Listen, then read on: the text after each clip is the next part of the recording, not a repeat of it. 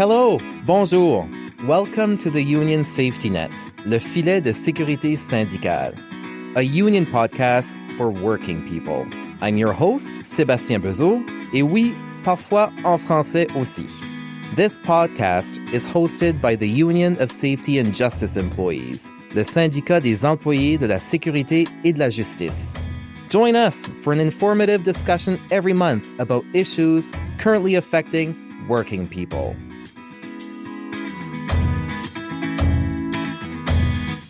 Ever since the early months of the pandemic in 2020, telework has become an integral part of our professional lives. Countries around the world quickly discovered that they could still effectively conduct business and respond to changing demands given new public health and public safety challenges. In Canada, federal public service workers, among others, did their utmost to adapt to the situation. In a matter of weeks, most Canadians were working exclusively from their homes in what felt like a cyber Canada. By the spring of 2022, many of the rules that were in place during the pandemic changed, including limits on group gatherings, mandatory face masks, vaccination protocols, etc. In what now seems like an overnight change, life returned to normal. However, there were gains made during the height of the pandemic. New ways of doing things were established, and technological innovations were leveraged in a way that they hadn't been before. This includes telework and or what some call remote work. Many federal public service employees since the pandemic have had hybrid work arrangements. As we know, in September of this year, the Treasury Board implemented new rules to further restrict hybrid work arrangements, prompting an outcry from many public service unions. Clearly, telework and hybrid work arrangements have become the subject of much debate in the post-pandemic world. Should we continue to enable it? Should we limit? Should we abolish it entirely? To discuss this, I am honored to have with me virtually Dr. Linda Duxbury, a professor of management at Carleton University. Linda is a seasoned expert on work-life balance and remote work. She has also been recognized as one of Deloitte's Women of Influence and has spent the past 2 decades completing major studies on balancing work and family life in the public, private, and not-for-profit spheres. And she did ask me to refer to her as Linda. So Dr. Duxbury, Linda, welcome to the Union Safety Net. We're so excited to have you. Oh, thanks very much for having me. Let's get into it. I would like to open with a quick review of the historical facts. Telework certainly existed before the pandemic. I remember people having limited home office privileges. How common was it prior to 2020? Okay, the biggest thing, you said most Canadians work from home. That is a complete and utter fallacy, okay? About 38% of Canadians work from home remotely. Many jobs could not be done remotely. So it was, and now the discussion on telework, remote work, hybrid work, it's a privileged few that are even able to have that. So I think it's really important for your members to appreciate that not most, but some. Now, I've been studying telework, and I'm studying telework versus hybrid work versus remote work. And you sent me your list of questions ahead of time. And I said, for the love of God, don't call what we did during the pandemic telework. Okay.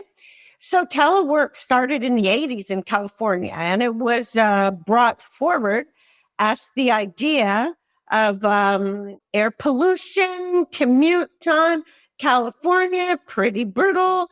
And they started investigating that. In the late 80s, early 90s, I applied for a grant to look at telework in Canada. We went out there to study teleworkers, and we couldn't find any. It was not very common. The estimates say pre-pandemic, probably 3 to 5%, depending on the industry, the sector, etc. And we started looking at instead what we call the electronic briefcase, bringing a floppy disk home or a little disk and having your computer and extending your work day. And we did a lot of that stuff. I was asked by Statistics Canada to evaluate their telework pilot, which was telework. And you should do that. They were more interested in my methodology than anything else. So I can tell you it was done very rigorously. And what we found was there was a sweet spot in terms of telework of about 2 to 3 days of remote and the rest at the office. Just stay connected with your colleagues, stay connected with your boss, make sure you are still in the succession planning pipeline. But that was telework. Now, I give entire talks saying what we did during the pandemic was not telework. The government of Canada has a well-established telework policy, okay, which says you must have a home office. You must have childcare arrangements. It's not having there are set hours. There's performance criteria. It is not a right. It's a privilege. That is what the government of Canada's policy says. So what happened was we dumped everybody home. There was no childcare. There was no daycare. There was no school. You were schooling people at the same time as you were trying to work. This is not how telework works. This is not how it was established. So be aware. I call it enforced work from home. And many people, it's very interesting because we have a lot of data. And our data says that the actual time people spent in work increased by about 10 hours a week. Okay, so how much of that productivity is because we can't work efficiently and we're having to do it when the kids go to bed, when the kids are being schooled, etc. So, and what we also found was a lot of people were on Zoom we had Zoom fatigue. A lot of people were working out of their kitchen, out of their bedroom. I talked to people who would take calls in the bathroom because that's the only place they could lock the kids out of. So this was not telework. This was enforced work from home. Okay? Let's be very clear. And now what we're discussing is something different yet again, which is hybrid work. Some days you go in, some days you go home. Let me tell you, as a manager, I'd rather manage everybody at home or everybody in the office. Hybrid is the worst of both worlds. It is sheer stupidity to have people come in, okay, and then talk on Teams to somebody who's home. What the office should be about is proximity and bonding and doing the tasks that we know were done at home during the pandemic, but should never have been and probably contributed to the extra 10 hours a week that everybody was working. Because some tasks are not really conducive to being done at home.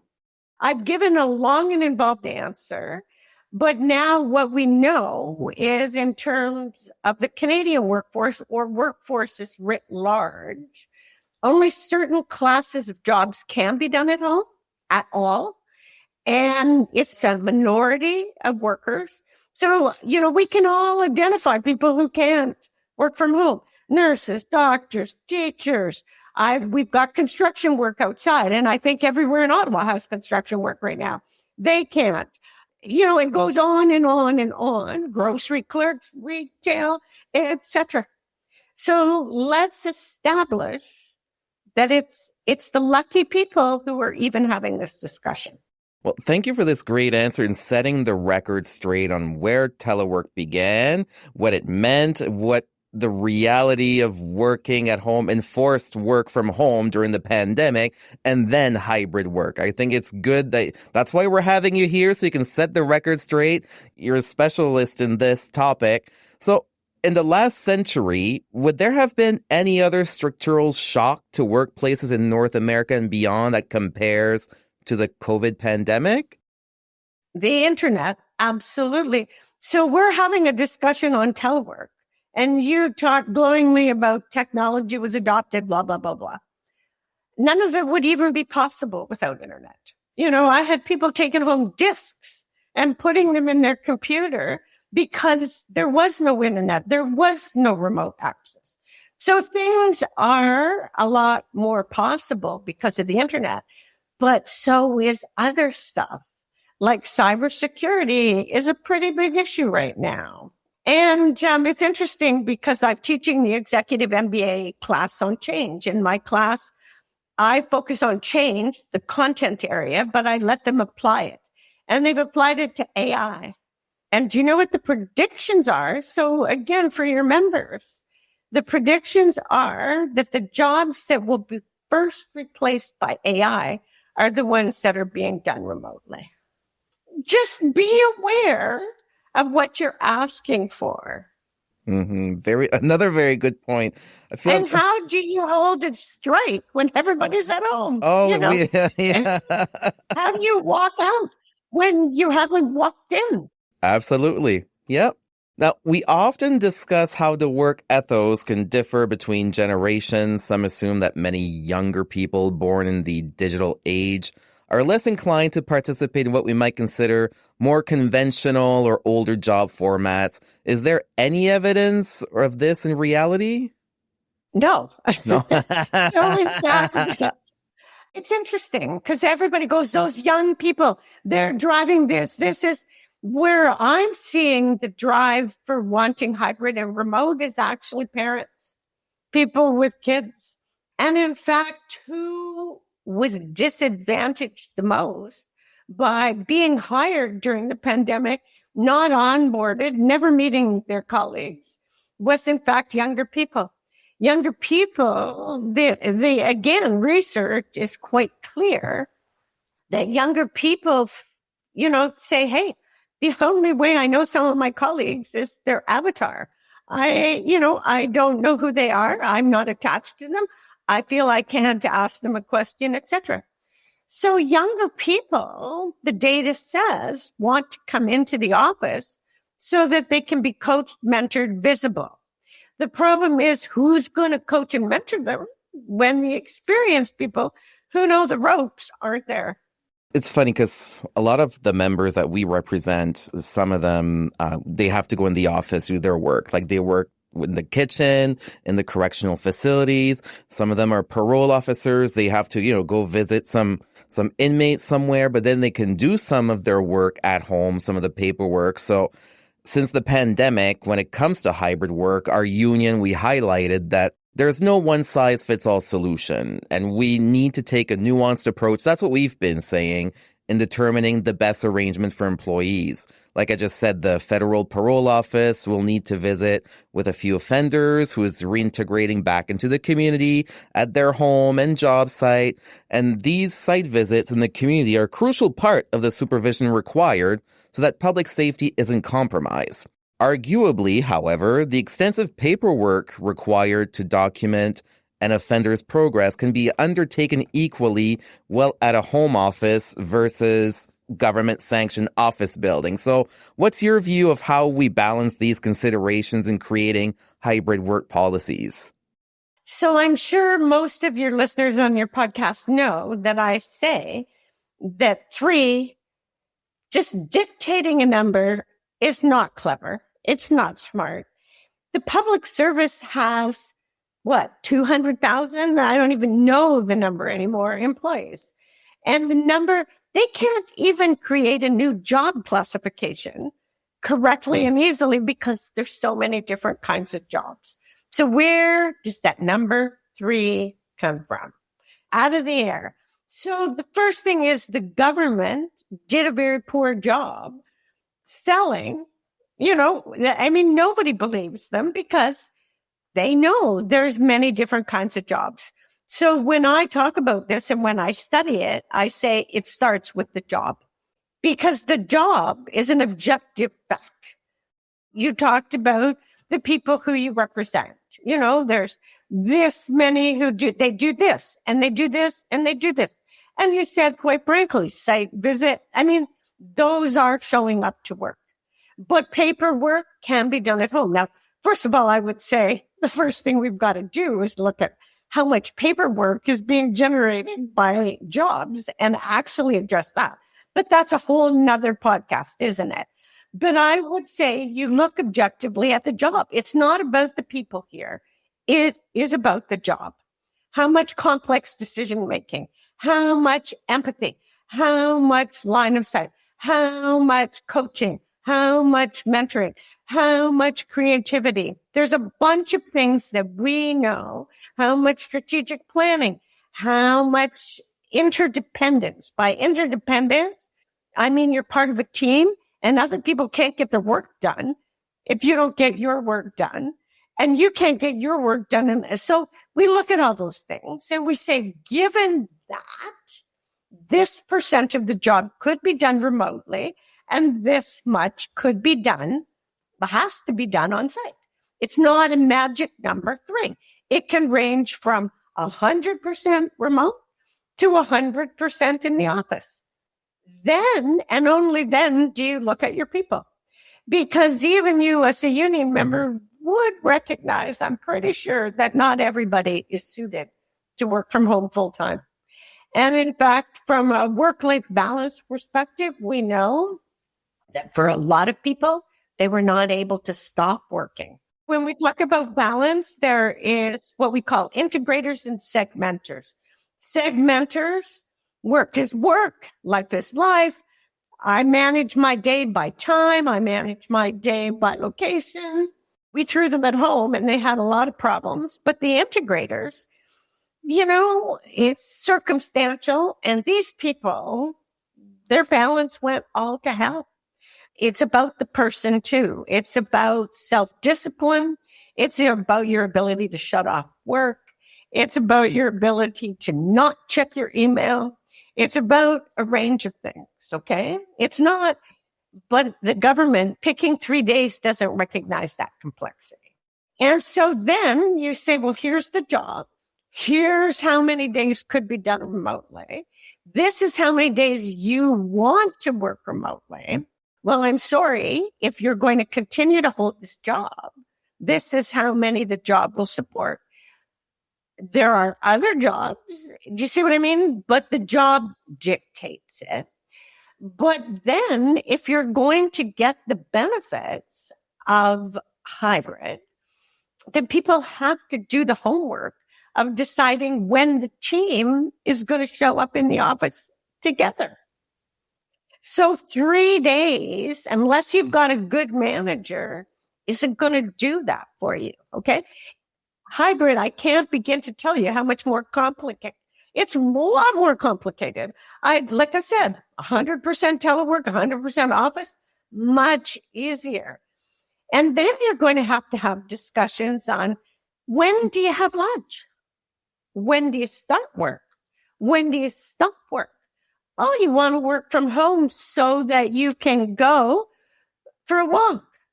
You want to go be able to pick up your kids. Great. But what if your colleague needs you?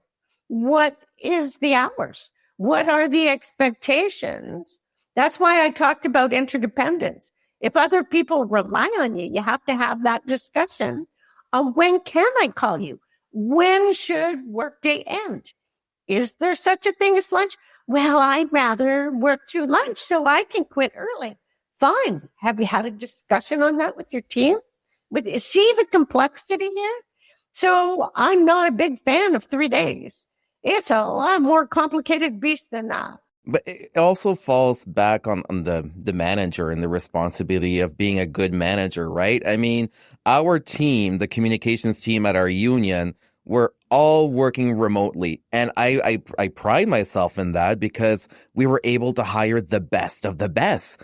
And a lot of them are young workers that we hired because their other employer after the pandemic were like, no, you have to come back to the office 2 days a week while you were able to do your job 100% from home, right? So we've established clear work times, lunch times, and as long as you set these boundaries, you have a good manager, that should work.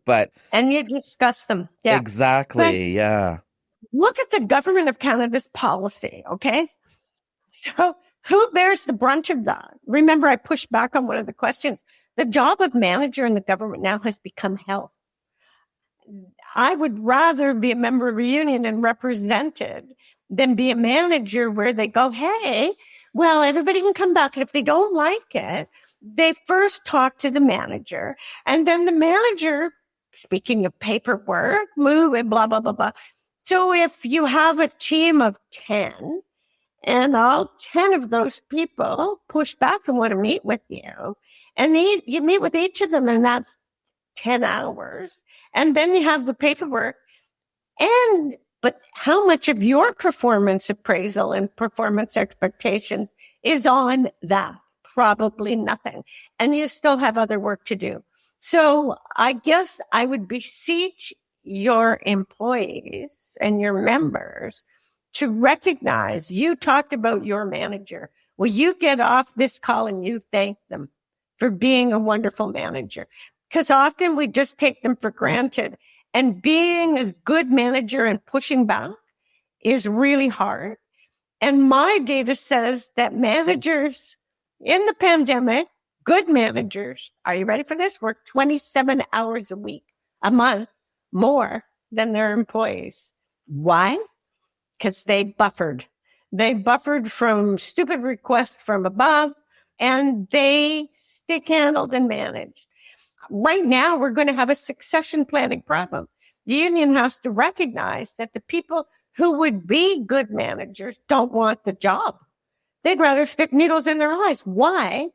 Because of all the bureaucracy around managing now and all of this hassle about hybrid and all of the conflict in the workplace. You know, my research says a lot of them are going, it's way easier just to be an employee. And we're seeing a lot of managers, you're talking about young people, a lot of managers are retiring early. And look at succession planning. Hey, we've got a competition. I can talk about this stuff for a long time, as you probably gather. But I want your members to really recognize this is a complex issue. And I want the government as an employer to recognize this is a complex issue.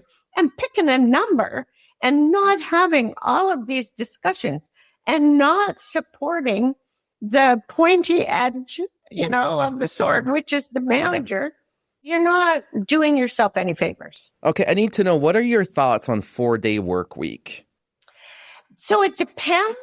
The 4-day work week, do you mean your pay doesn't go down, but you work only 4 days? Correct.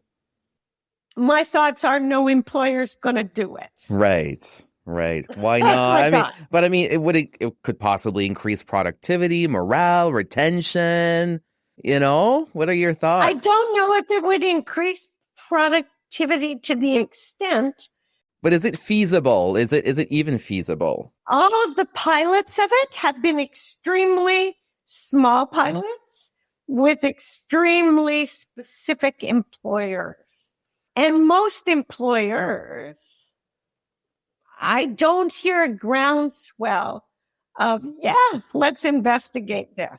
Now, maybe they will when they really can't get staff, but maybe they'll also say, hey, if you think that's what you want, hello AI, hello ChatGPT, hello Copilot. This time is in flux because of AI. When I talk about this, I say we have to stop thinking about jobs and start thinking about tasks. Each job is made up of tasks, some of which can be done remotely or by ChatGPT, some of which cannot. And we have to actually make a distinction between those moving forward. So if you could start from scratch and design a workplace for the 21st century that could endure for the next 50 years, what would it look like if you had all the powers? First of all, there would be no one workplace. Because asking that question kind of ignores everything that I just said about how many different types of jobs there are, how many different types of employees there are. Everybody has their own circumstance, their own goals, their own values, their own desires. So, but the one thing I would do is recognize nobody works for a company. They work for their immediate manager. Look at how you were talking about that. And so I would do a lot more to make sure that I put the right people in management positions and that I gave them the right skills, training, tools, and that I gave them time to manage. And I rewarded and had their performance metrics based on their ability to manage their people and know their people and not use a one-size-fits-all solution. What we know from the management literature is as you go up the ladder, you should be spending less time on operations and more time on strategy and people. Yet we see that many managers don't have the time to focus on their people because they're so busy with operations. The other thing I would do is I would probably, and from a union bargaining perspective, I would recognize this difference by talking about cafeteria benefits. Right now, we have a select set of benefits. And if you are working for the public service, you get this. But if your partner is also working for the public service, you get double this, and this. But there's other things that might be useful. So some of the really good private sector, high tech especially, they give cafeteria benefits. They say, you've got this many benefit dollars. Here's a shopping cart. Here's a list of things you can buy. Go at it. And hey, you just had a kid. Do you want to revisit where you put do you see what I mean? So I think we have to recognize the diversity in our workforce, in our jobs, in what people want. We don't have a perfect organizational form, but we have perfect managers, or not perfect. Holding them up to that would stress them out as well. But we allow managers time to manage. So I also espouse a thing called dual career track. So you're absolutely, you're a cybersecurity expert, and we have a hard time getting those, but you're maybe not the best interpersonal skills. But hey, I'm going to take a management job because I want higher classification and more salary. No. And then you lose a good cyber guy. But actually, they're still doing cyber stuff and they're not doing the people stuff because, did I mention they love the cyber stuff and they don't really like people? So we should actually have two tracks in a perfect organization. There'd be the professional track and there'd be the manager track, and we would train them and send them differently. And their tasks would be different. I got lots of ideas, but it's based on the idea that there is no one size fits all solution. Hello, 3 days in at the office. Not smart. This was enlightening. I feel there was so much good information sent to me. I'm sure our listeners will appreciate this. And I hope a lot of the listeners will have an aha moment. I had quite a few just listening to you.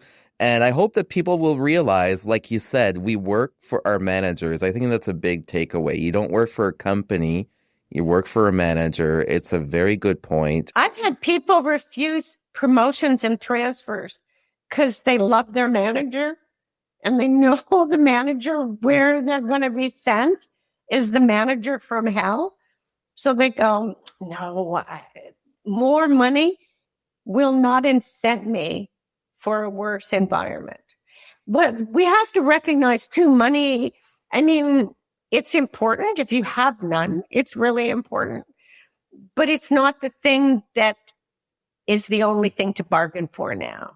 I would definitely be bargaining for training, development, and learning, given what's coming down the pipeline. The World Economic Forum says 40% of all jobs are going to have to be retrained and reskilled. 40% within the next 5 years.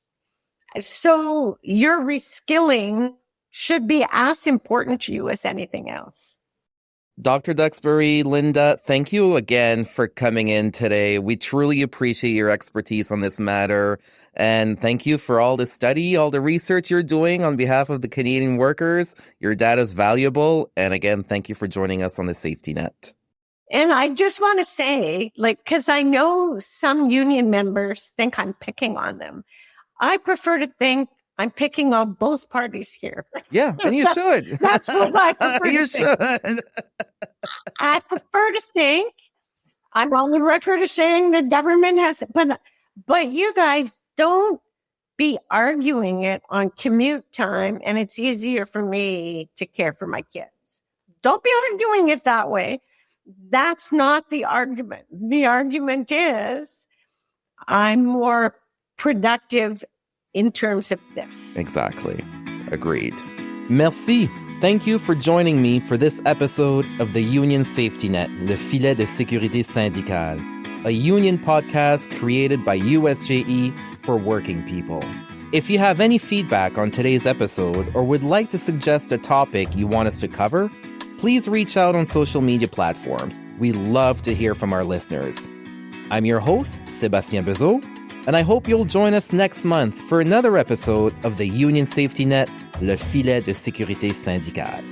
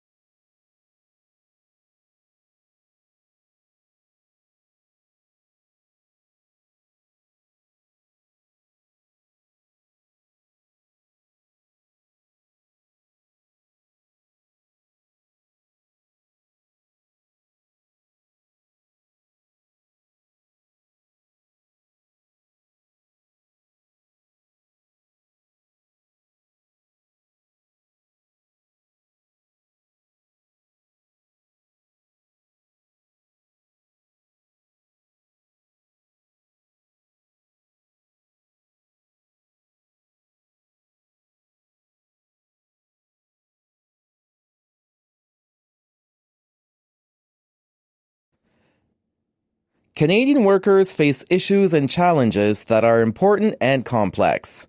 The Union Safety Net podcast makes sense of it all by talking to experts and special guests. The Union Safety Net. Listen monthly wherever you get your podcasts. I was like, you happy, Meg?